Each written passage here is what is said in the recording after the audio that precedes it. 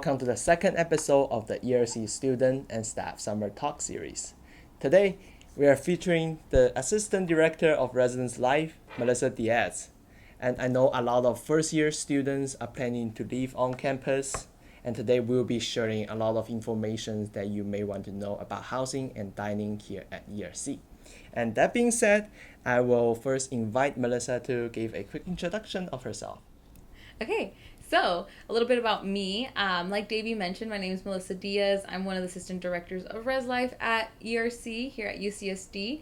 My office is located in the ERC Res Life office, and that's where you'll eventually go and get your mail, and you can ask different questions from our Res Life team. My office is in the back right-hand corner, so if you ever want to stop by and say hi, I'll be there. And so my job really entails supervising the RAs that live with our residents. So I get to work with them to make sure that they get to properly support our students and that everything's running safely and smoothly within our communities. I also host conduct meetings, so in case you ever end up in a situation that results in a conduct meeting, you would actually be meeting with myself or potentially another ADRL here at ERC. And so I'm just a community member here and staff member that's really designed, and my main focus is to make sure that our communities are running smoothly. Thank you, Melissa. A lot of students, they choose to live on campus their first year. They just graduated from high school or coming from a community college. They may never have lived on campus before. Mm-hmm. So what could students expect living on campus? Yeah, that's a great question. So students can definitely expect a structure that is focused on establishing community amongst their peers and residents and making sure that we are creating and fostering a space that is really focused on academics and personal and professional development. So really kind of a holistic space where we are focused on making sure that students grow and develop into the person that they aspire to be and that we are supporting them in that journey. And so it's just a really fun and dynamic environment that they can expect. Not necessarily what you've maybe seen on TV or in movies. We do want to make sure students are safe and that they're feeling welcomed and supported in their environments, and also at the same time still having fun. Yeah, safety is like our priority, of course. I remember living on campus at night, going back from the library mm-hmm. to my res hall, and I can see police patrol all the times, and we have the emergency system where students press the buttons and the police will show up really quick. So yeah. And thank you for sharing that, Melissa. And so at ERC, we have two kind of dorms. Mm-hmm. We have the residence hall and also the apartment. So what are the difference between the two? Yeah, so the biggest differences is that our res halls primarily house our first year students. Those residential halls tend to have suites for their designated spaces, and in those suites there are several bedrooms that our residents are then housed within. Those suites share a common space, and so the building will consist of multiple suites, and they'll have a shared kitchen space and a shared common space for the whole building. So in addition to the suite mates being able to share a common area, there will be a common area for the entire building as well, and a shared kitchen, which is a really great place to bond with one another and then just even find different study buddies and just to hang out in general. The difference with our apartments then is that they're really designed for our continuing students, so our second year and continuing students. And so those apartments will have less number of bedrooms in them, and they'll have a kitchen for every single apartment. There is a building space within the apartments that all apartment residents can access, but they tend to be a little bit smaller because they don't have kitchens themselves, because every apartment has its own kitchen space and has a living room. All spaces, suites, and apartments will have their designated bathroom areas as well. So that is common. We always work to first prioritize students' preference, but the final assignment of rooms depends on our availabilities. But what if during in the middle of the school year, a student has a strong feelings for one type of apartment over the others, so they might maybe want to switch from apartment to residence hall or vice versa? Would they be able to do that? Yeah, we do have a room change application form That being said, it's really mainly focused on making sure that if your needs are not being met within your residential space, that we're able to reassign you to a space that's going to meet those needs. So if you have a need to be in a different type of residential structure, whether it's res hall or apartment, we're going to consider that through the application. But if it's a factor that we can address without having to move you, because it's so hard to move as far as just like collecting your things, getting to know all these new individuals that you'll be living with, if it's a problem or an issue that we can address either through the RAs or within by professional staff members like myself, that's our main goal too. So it's definitely possible, but it's there are several steps that need to be met beforehand, and it's not a guarantee. You mentioned the term RA, resident assistant. They played a very important role in like ERC housings and housing in general at UCSD. Could you tell us a little bit about what RA is and what are the responsibility and or process that RA oversee?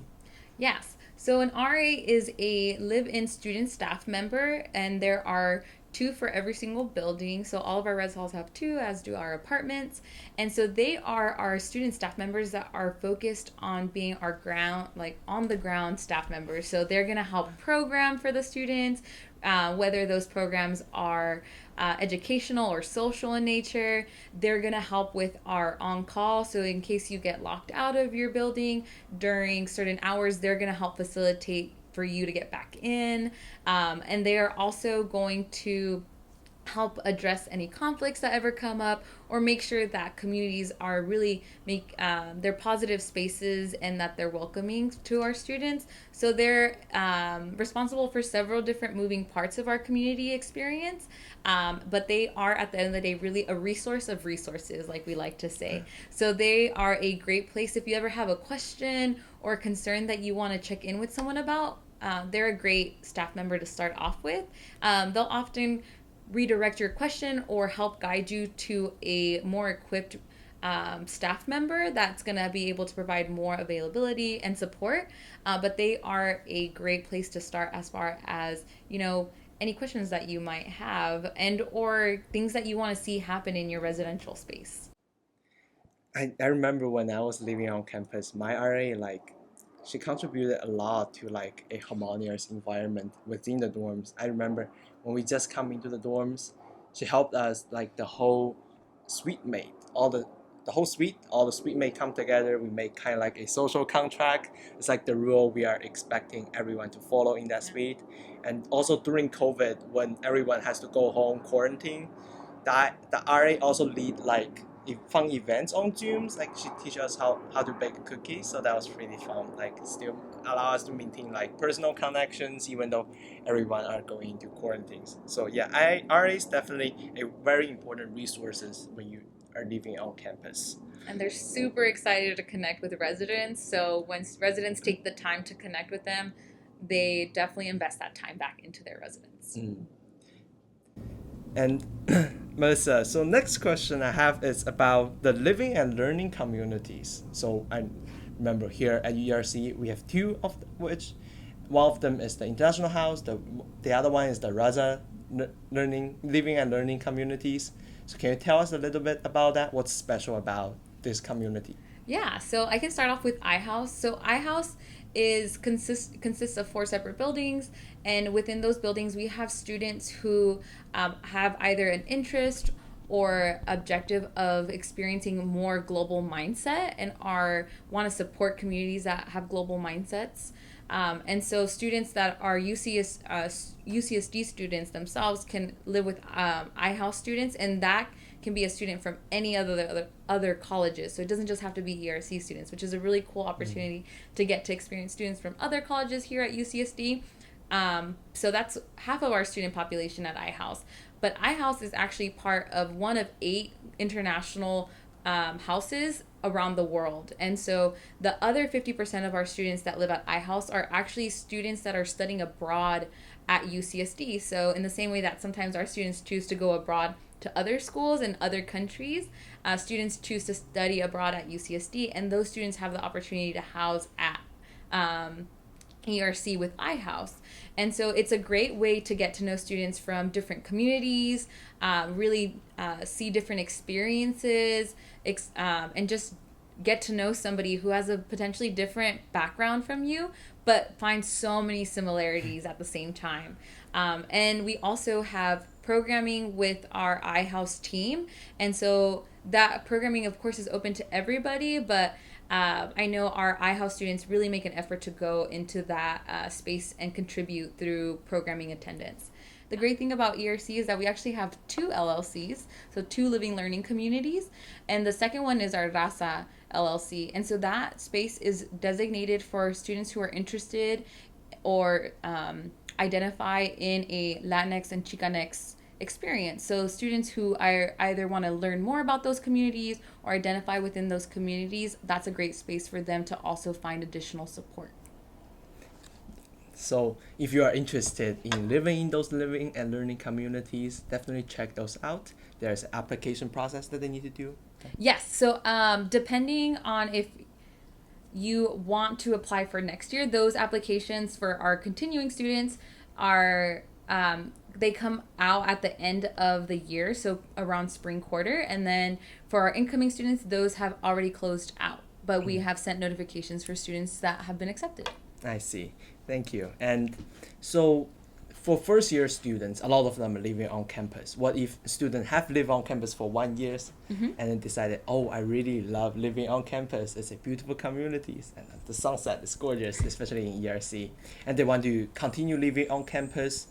They would still be able to do that, but is that hard to get a housing for a second year student? The great thing about UCSD is, especially for our second year students, as long as you are being mindful and meeting our deadlines that are established by our housing, dining, and hospitality team, you are going to be able to, at a higher rate, ensure that you're going to get housing. So those deadlines are there for a reason. We want to make sure that the students who are interested in housing are accommodated as long as we are able to do so.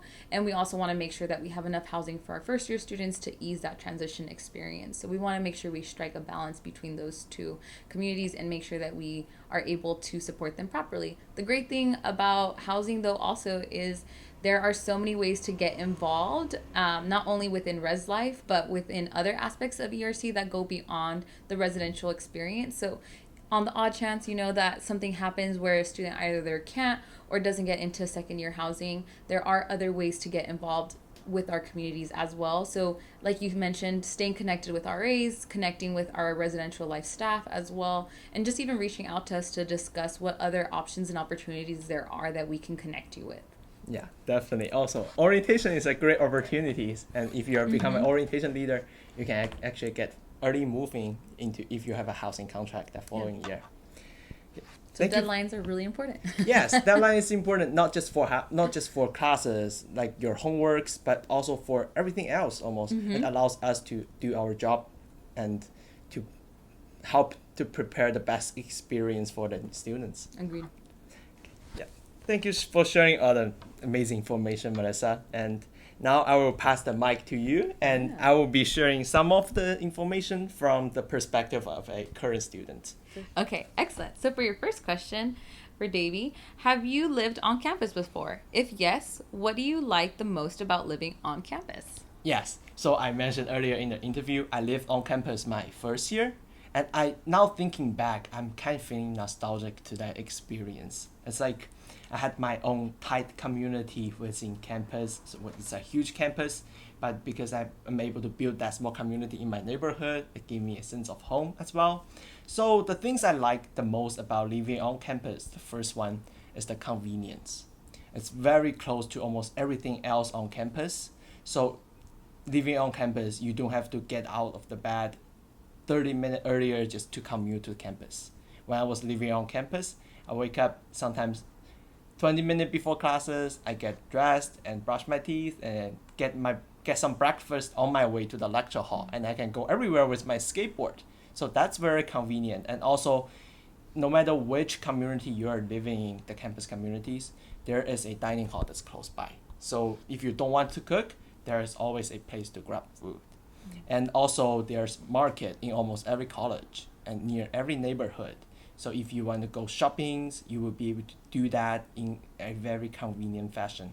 Now we also have the Target. So if you want to get like big grocery haul, you can even do that without leaving campus. So the convenience is definitely the things that's like most stand out about living on campus.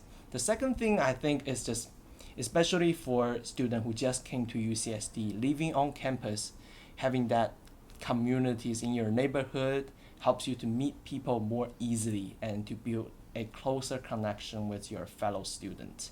So I get to know a bunch of great people in my suite. We are still keep in touch. So that was a really great experience when I was a first year student. Yeah, thanks for sharing. That's great to hear. Can you tell us about your go-to dining hall when you lived on campus? Yeah, for sure. So I'm a big foodie, so I explored almost all the dining halls, tried a lot of options when I was living on campus. But my favorite dining hall has to be Cafe V or Cafe Ventana, which is this dining hall here at ERC. I'm not just saying that because I'm a ERC student.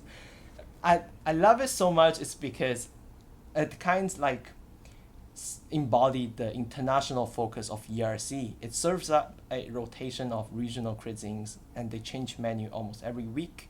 I remember I had like tempura chow mein, sometimes California burritos. They also have Italian food, spaghetti and meatballs, so you get to try everything. They don't have the same menu every week, so you get to try everything that's from different part of the world, so you can get that taste without traveling out of the country. Yeah, and I like Cafe V because it tends to be a little bit calmer, and it's a great place to study. There's so many beautiful trees inside of the cafe, and the staff are really welcoming and friendly, so I agree with you on Cafe V. And the big windows. Yes, and such good lighting. I actually just learned that Ventana is actually the Spanish for that window. That's where we get the name from. Yeah, so that was like a cool revelation when I learned that. Yeah. Alrighty, Diaz. Our last question.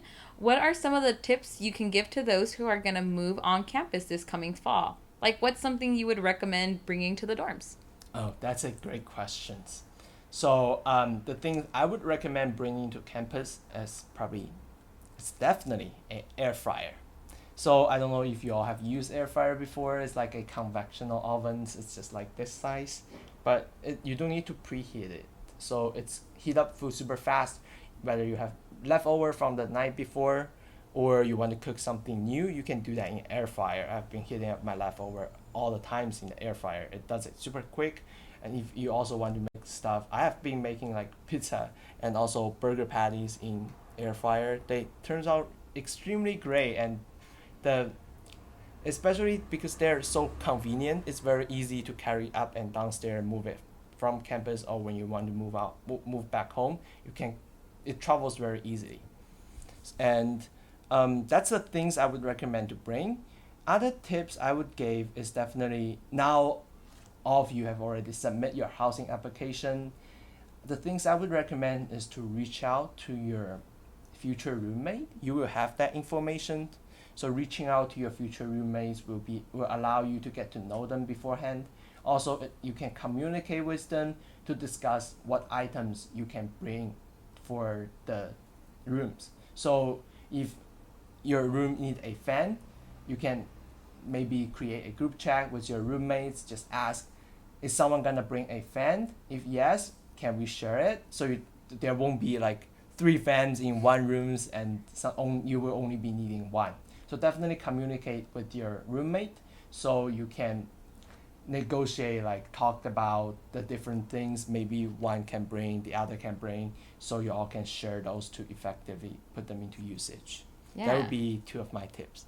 And kind of building off of that, as you decide and figure out what you're going to bring, making sure to review our Res Life handbook and with our policies so that you can make sure you don't end up bringing anything that has to get sent back home and or returned because you have no purpose for it at home. So just making sure that all the items that you end up bringing with you to campus are campus approved. And so just making sure you're following those policies before you even get started. Yes, definitely. While we are trying to provide you with the best housing and dining experience, we also expect you to follow the rule.